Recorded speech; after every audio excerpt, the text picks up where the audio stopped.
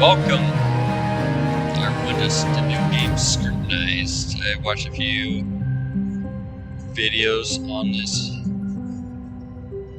last night.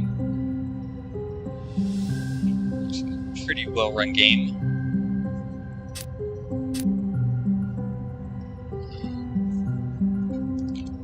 Just got some go-tos.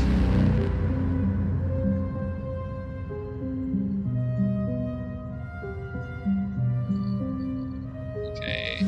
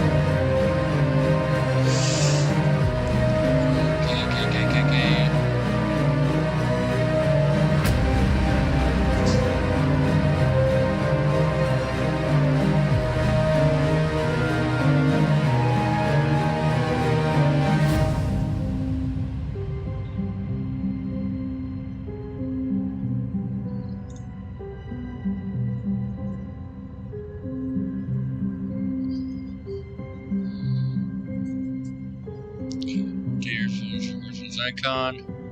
Bonus icon. Go to bed early. Go to icon 6. Damn.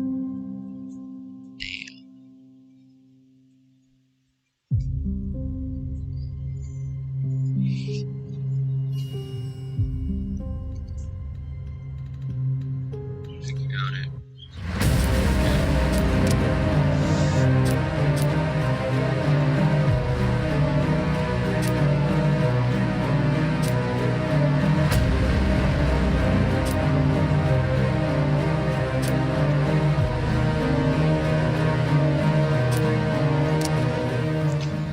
Let's jump in.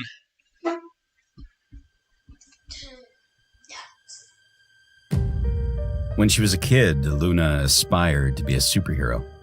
Not the ones in skin-tight suits that could fly, but the ones that identified connections where others didn't. She wanted X-ray vision to observe criminals when they tried to hide from the law, and supersonic hearing to listen in on mischievous talks, then a measure of heightened strength to restrain the guys bigger than her. This was all she craved when she was a child. As she became older, her ambitions took a more realistic approach, which seemed in direct opposition to the surreal tone the news took. The facts became the new dystopian fiction. The world grew louder each year, apparently more violent or more visible than the year before.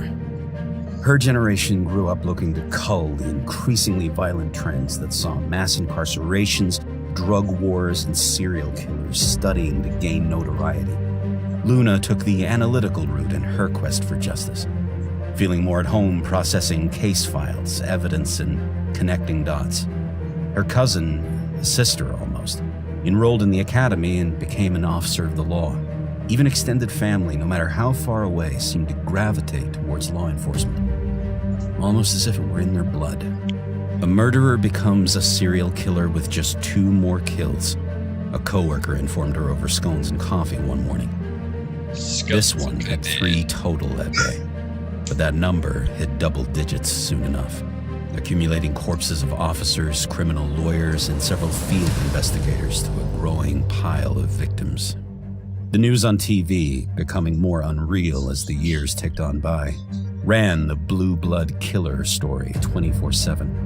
Luna knew about the local serial killer, more so than most thanks to all the overtime spent processing corroborative evidence for their many crimes. However, it still felt more like gossip and fabricated plot points, at least until that phone call made something so artificial an actuality. The call came in the middle of the night, as unexpected as a bullet in the dark. Her cousin, the exemplar of a police officer, had been killed. It was just the tragically common traffic stop gone wrong, or armed robber with a weighted pistol. Maybe Luna could have mourned and pushed on, But it wasn't any run-of-the-mill incident that was so characteristic of headlines. No, it wasn't that, because life had long turned into a phantasmagoric nightmare. Officer Sarah Youngman, revered by all that mattered, died at the hands of the blue blood killer. Who he was, or who they were, remained an enigma despite their murder spree eroding through states, counties, and homes. But more than the long list of confirmed victims and possible connections Luna herself had registered and slept away, this monster killed Sarah. Somehow, that turned the boogeyman into a living, breathing threat.